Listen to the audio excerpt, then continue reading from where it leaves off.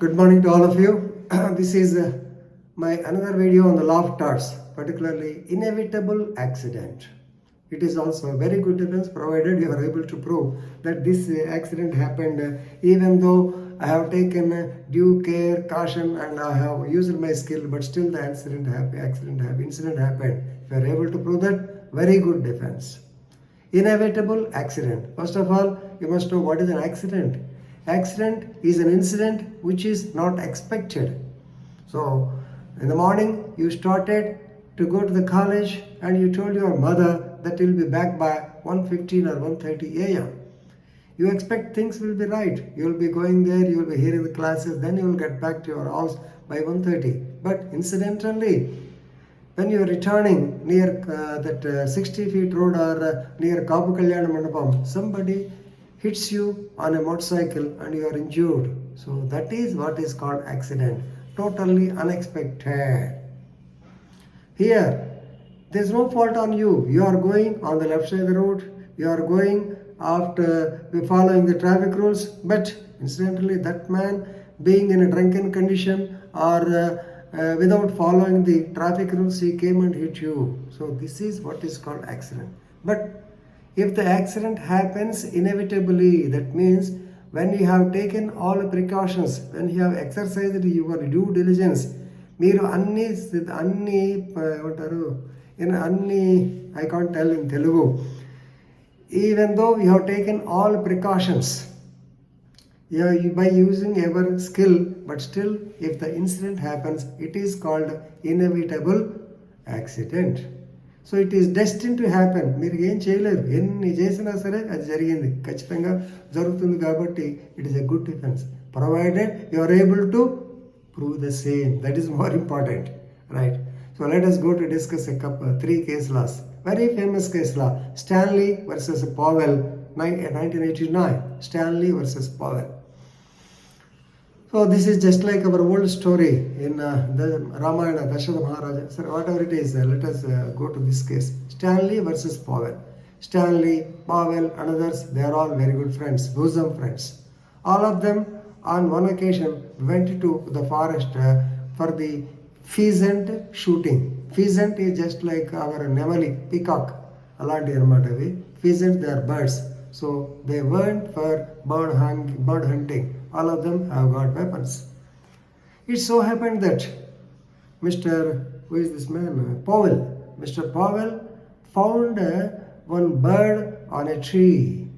Okay, then he asked the others, okay, please keep a distance, I want to shoot it. Okay, everybody is happy, they are enjoying, they want to see what is his aim, what is the position, whether he is a good shot or not. All these things they are destroying. But a little distance later, so as usual, he shot the bird. But alas, the bird flew away. The bird went away. And the gunshot hit the tree, which has very strong stem. The burr of the tree was such strong that the shot has got ricochet journey. That means reverse journey and hit Mr. Powell. ఇది shot అక్కడికి వెళ్ళాక చెట్టుకు తగిలితే సహజంగా చెట్టు నుంచి రెండో పక్కకి వెళ్ళాలి, అది రివర్స్లో వచ్చి పక్కన ఉన్నటువంటి పావెల్కి తగిలింది. Okay, now Powell received injury. So he brought a civil suit, that is a tort suit against Stanley received the injury and Stanley brought a case against Powell. He sued the defendant for compensation. ఇక్కడ Powell defended or he pleaded the defense of inevitable accident. Yes, the House of Lords agreed by the evidence put forth by Mr. Powell and stated that it was an unavoidable accident of the shooting because none of the shooting party expected the injury. Ricochet shot untadani evaru anukoni undaru. So this is very good defense, inevitable accident. So here House of Lords held that it was unavoidable accident. Second case, Fordon, F-E-R-D-O-N versus Harcourt Rivington, H-A-R-C-O-U-R-T, Rivington, R-I-V-I-N-G-T-O-N, 1932. Peculiar case. So here, Mr. Harcourt Rivington. He parked his car in a parking place in a street and kept his dog inside. Normally, in foreign countries, pet dogs they are very popular. So he came for the shopping and he kept the dog inside and he has closed all the windscreens of the car and he went outside. And incidentally, this is a dog. It's quite natural. Normally, it started creaking of the doors of the car. So Mr. Forden, he was going along the car and he saw the dog from inside and he might have waved or he might have said something. And the dog was, it has become so furious. Ultimately, the dog started barking and tried to jump out of the car. In this melee, the dog smashed a small piece of the glass door of the window and a part of it went and hit the left eye of Mr. Forden. Hit the left eye of Mr. Forden. So he has to be operated. Incidentally, the eye has to be removed. Now he has filed a civil suit against Mr. Harcourt Rivington.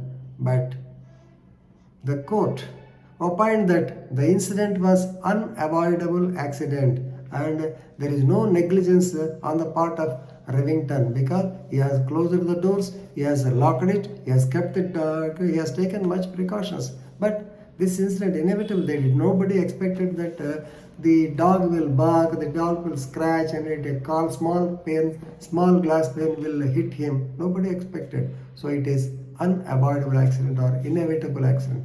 Good example. Similarly, National Coal Board versus Evans, 1951. Actually, National Coal Board means it is the controlling authority for coal mines.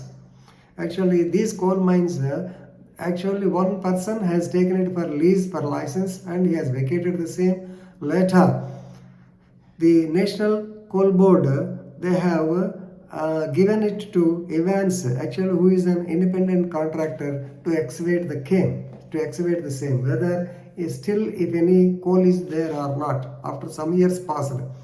Actually, the defendant, that is Mr. Evans, he was not aware that there were existence of electric cables. You may be knowing, they will go inside, the cable will take you to the place where the coal is there, they will bring it. But due to the time, the cable was not seen and the defendant was not aware that there was a cable. So that line was totally damaged when the excavation process is being taken up by the contractor Mr. Evans. Then, since there was a damage, National Coal Board, they have filed a case against him. The House of Lords held that the defendant was not liable for the damage as it was purely inevitable accident. He did not expect that there were cables, electric cables, and the National Coal Board did not inform them also.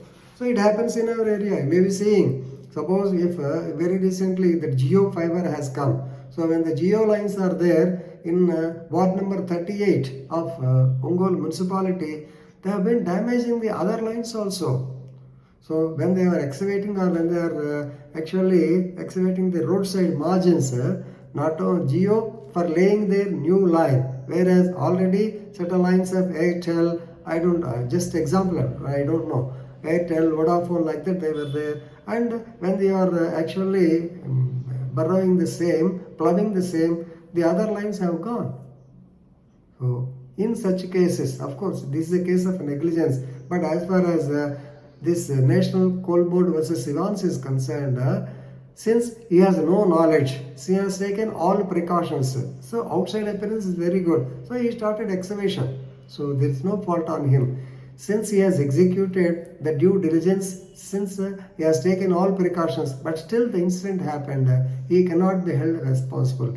That too, National Coal Board should have alerted him, should have cautioned him, which they did not do. Therefore, they are the wrongdoers, not this man. No compensation. So please remember, if you are able to put your case in one of such defenses, definitely you will come out successful. Right? This is regarding inevitable accident. Next class, we will discuss some more thing. For this time, we are stopping. Thank you very much.